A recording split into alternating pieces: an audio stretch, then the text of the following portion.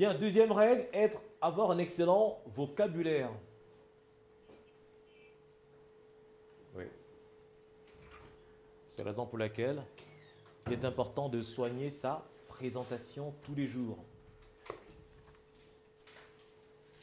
On va prendre quelques petits exercices de vocabulaire. Bon, c'est-à-dire, par exemple, lorsque quelqu'un vous dit bonne journée, ou alors quelqu'un vous dit bonne journée, vous répondez meilleur à vous. En réalité, on dira bonne journée à vous, pareillement. Ne pas dire présentement, dire actuellement, ne pas dire ça vous arrange, dites plutôt vous préférez ceci ou cela. Ne pas dire comme je vous l'ai dit tantôt, dites simplement comme je vous l'ai dit précédemment. Parce que si vous avez un interlocuteur qui est très sensible au vocabulaire, il n'achètera pas votre produit. Si vous êtes un entrepreneur et que vous savez que vous n'avez pas un excellent vocabulaire, embauchez un vendeur qui est très beau, qui sent très bon, qui a des beaux vêtements, qui a un beau vocabulaire. Je vous promets qu'il va facilement convertir. Est-ce que c'est clair? Vous n'avez pas remarqué que dans la plupart des grandes enseignes, la jeune femme qui vend, qui vous reçoit, est toujours très bien, parfumée, belle et brune. Vous n'avez pas remarqué ça? Voilà. C'est pour vous fidéliser. Parce que quand tu arrives, tu dis, bon, je vais juste dépenser 100 000. La jeune femme, elle fait les cheveux comme ça. Oui, monsieur. Tu souris et tu dis, bon, écoutez. Ouais, c'est fait exprès en réalité. Et puis des fois, vous consommez, une jeune femme vient dire, alors, tout va bien, monsieur? Elle fait exprès un peu de... Voilà. Du coup, tu dis, non, écoutez, faites encore la ronde. Donc, ajoutez encore. Pourtant, ce n'était pas prévu. Tout ça, c'est fait en réalité pour vous amener à dépenser. Donc, et pour cela, améliorer aussi son vocabulaire. Ouais.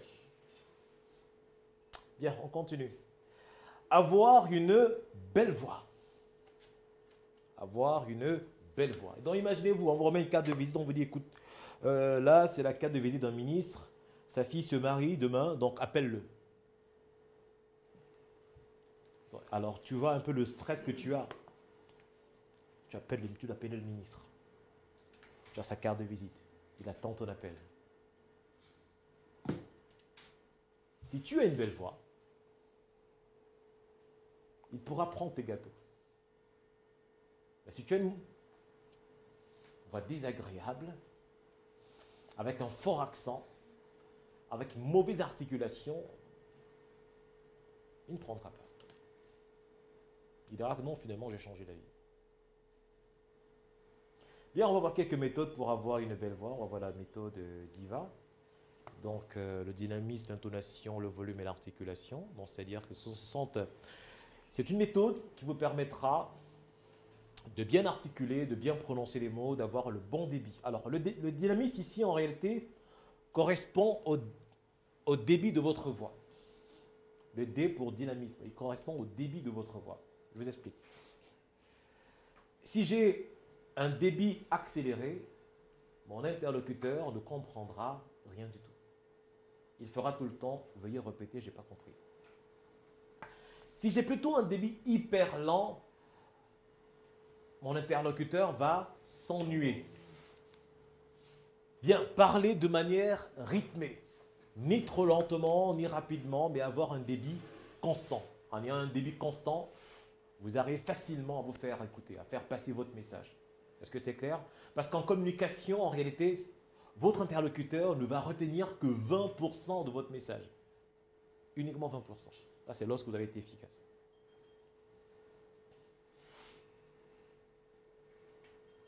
Bien. Ensuite, nous allons parler des intonations. L'intonation ici, c'est le ton que l'on prend en parlant ou en lisant, ou simplement la musicalité de notre voix en fonction de nos émotions. Et bien sûr, par synonyme, nous avons l'accent, qui est l'ensemble des caractères phonétiques considérés comme un écart par rapport à une langue donnée. Votre interlocuteur sera sensible à 38%. Vous allez constater qu'au Cameroun, nous faisons l'effort d'avoir un accent français camerounais. Le gars qui vit au nord, quand il vient au centre ici, il fera l'effort d'avoir cet accent. Celui qui est à l'ouest fera cet effort également. Celui qui est à l'est fera cet effort. Parce que si le monsieur du nord parle avec son accent du nord, est-ce que tu comprendrais? Et s'il fait l'effort de parler, de prendre l'accent que nous avons tous, le message passera. Vous voyez un peu au 20h le soir, quelqu'un qui a un fort accent, présenter le journal? D'accord. On fait l'effort d'avoir quelqu'un qui a un accent neutre, afin que le message passe. Et c'est ainsi dans tous les pays, dans toutes les langues. Même au village, le chef, quand il veut s'exprimer, il fait l'effort d'emprunter notre langue maternelle, mais de parler avec beaucoup d'exactitude, de bien articuler, de bien prononcer, d'avoir la bonne intonation qui corresponde à la situation de communication. Est-ce que c'est clair? Donc, pour chaque situation, il faut avoir une intonation. Quand je m'adresse à un client, c'est le ton sympathique et courtois. Il faut éviter de s'énerver.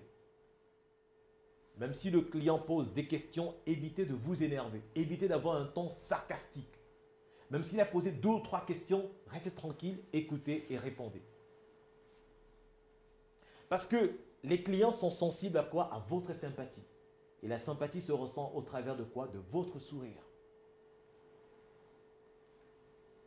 C'est la raison pour laquelle chacun de nous a ce qu'on appelle un assaut au marché. Parce que assaut est très sympa. Est-ce que c'est clair? Donc soyez sympa. Et cela se ressent au travers de vos intonations.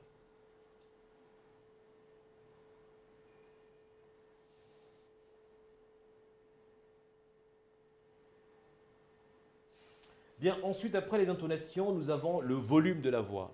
Il faut savoir parler à haute, intelligible voix. Les personnes timides, quand elles sont face à un interlocuteur, elles ont tendance à baisser le volume parce qu'elles manquent de confiance. Les personnes sûres d'elles augmentent leur volume. Donc, en tant qu'entrepreneur, en tant que vendeur, vous devez augmenter le volume de votre voix. Entraînez-vous à la maison à parler à haute intelligible voix. Travaillez votre légitimité. Ne vous dites pas non, je ne suis pas un excellent orateur, non. Commencez à écrire ce que vous devrez dire. Et prenez votre téléphone, prenez votre caméra et parlez à votre caméra. Entraînez-vous 1 fois, 2 fois, 3 fois, encore et encore. Et augmentez le volume de votre voix en lisant. Est-ce que c'est clair? Bien. Puis nous avons l'exercice d'articulation. À la maison, tapez sur Internet, exercice d'articulation ou encore vire-langue. Vous allez trouver des exercices comme ça. Et pour les faire, vous mettez juste un stylo, comme ça. Et vous prononcez ça. Alors on va s'amuser à lire ça. Ça vous permettra de travailler un peu. 606, 600 cigares, 606, 606 cigares. On commence par vous. 606, 600 cigares, 606, 600 cigares. Très bien. 606, 600 cigares, 606, 600 cigares. D'accord. 606, 600 cigares, 606, 600 cigares. Je me le dis quand même. Si vous voulez. Hein. 606, 606, 600 cigares. 606, 606 cigares. C'est ça l'intonation en fait. Vous voyez que si vous n'avez pas la bonne intonation, le message ne passe pas. On y va? 606, 600 cigares. On peut s'arrêter. 606, 606 cigares. On y va? Allez-y. 606, 600 cigares, 606, 606. On voit que oui, on a vu qu'au travers des intonations, on n'a rien compris. Il y a le mot, il y a les mots, mais on n'a rien compris. Suivant. 606, 600 cigares, 606, 600 cigares. On n'a pas compris. Il a les mots exacts, mais n'a pas la bonne intonation. Donc le message n'est pas passé. 606, 600 cigares, 606, 600 cigares. D'accord, ça s'est passé, oui. 606, 6 cigares. 606, 600 cigares. 606, 600 cigares. Siront 600 cigares. Non? Si. 6 606, 600 cigares. 606, siront 606 cigares. 606 600 cigares. 666 siront 606 cigares. Il faut respecter les ponctuations en réalité. Comprendre que face à un point, on marque 3 secondes de pause, à 1,2 secondes de pause, à toutes les autres ponctuations, marquez 1 seconde de pause. Apprenez à respecter les ponctuations dans votre discours également, dans votre manière de communiquer. En tant que vendeur, en tant qu'entrepreneur ou responsable commercial ou promoteur, vous devrez communiquer efficacement. Parce qu'il y a des compétences obligatoires à avoir en tant qu'entrepreneur. 1. Orateur. 2. Formateur. 3. Animateur. Et même 4. Vendeur. Donc ce sont des formations obligatoires et des compétences obligatoires que vous devrez, incontournables que vous devrez avoir. Parce qu'en tant que formateur, vous êtes amené à former vos collaborateurs. Vous êtes amené également à former vos clients. Un client qui est formé, qui est éduqué, restera fidèle.